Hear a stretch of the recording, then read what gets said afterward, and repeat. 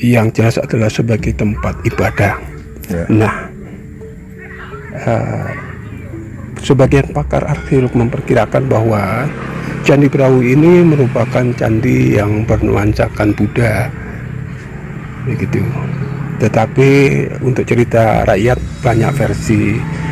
Faktanya memang candi ini banyak juga dikunjungi orang-orang yang bukan hanya Buddhis, tapi banyak orang yang lain daripada itu, bahkan yang Muslim, yang Hindu itu kerap juga ke sini. Dan untuk upacara keagamaan bahkan yang banyak sekali juga saudara kita yang Hindu. Oh gitu. Nah, tentang penemuan tahun berapa? Kalau kita lihat angka tahun yang mula-mula dari cerita History of Java itu menarik sekali. Pada tahun 1815 ternyata zaman dulu sudah menarik perhatian bangsa lain ya, untuk mencari bekas letak kota Raja Majapahit. Nah, di situ ditemukan banyak koleksi bersejarah benda purbakala, di antaranya Candi Brahu ini. Nah, di sana dituliskan bahwasannya Candi Brahu ini merupakan kompleks percandian yang diantaranya ada Candi Tengah, Candi Gedong, Candi Gentong itu, Candi Timurnya. Betul. Khususnya fungsinya Candi Brahu ini untuk tempat peribadatan. Iya, Pak. Betul. Ya, difungsikan sampai sekarang? Oh iya. Untuk sekarang kita yang ada di sini sudah berkembang.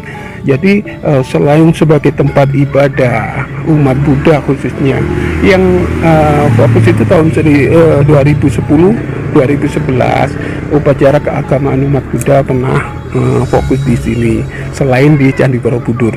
Kemudian sekarang berkembang selain sebagai tempat ibadah juga sebagai tujuan wisata religi, sebagai tujuan wisata, bahkan sebagai penelitian ilmiah bagi adik-adik yang melakukan kajian-kajian benda sejarah gitu. Tepatnya lokasi Candi Brahu ini terletak di mana, Pak?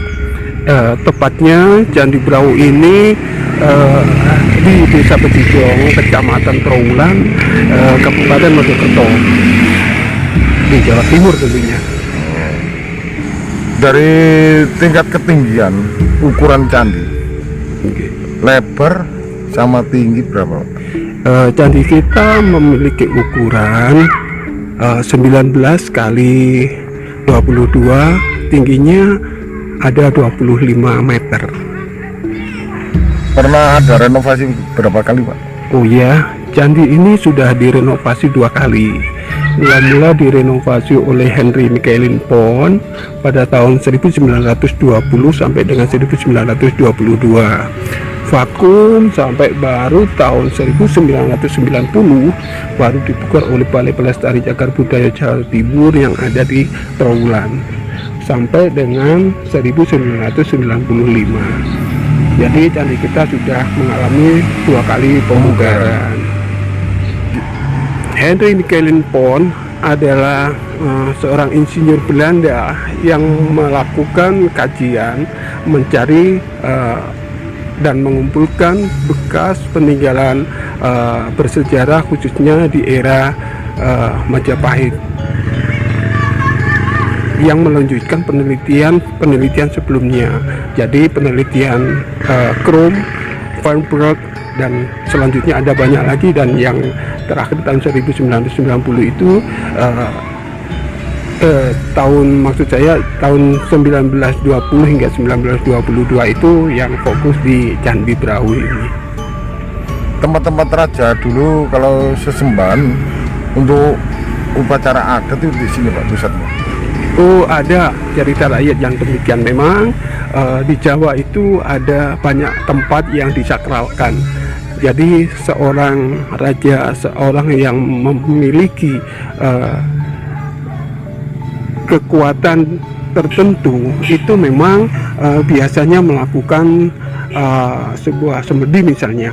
Artinya meditasi atau yaitu introspeksi ya, sebelum melakukan memberikan titahnya. Jadi seorang raja itu tidak boleh salah dalam mengeluarkan katanya. Untuk itu ada banyak tempat yang dipilih oleh raja, bahkan keluarga raja, diantaranya Sitinggil dan Candi Brau, dan ada banyak lagi tempat-tempat yang dipilih pada masa itu. Cerita rakyat demikian. Gimana Pak ceritanya kalau sebutannya kok dinamakan Candi Brau itu?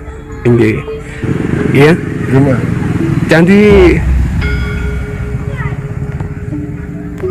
Gimana Pak ceritanya kok sebutannya disebut dinamai Candi Brau itu gimana? Awal mula?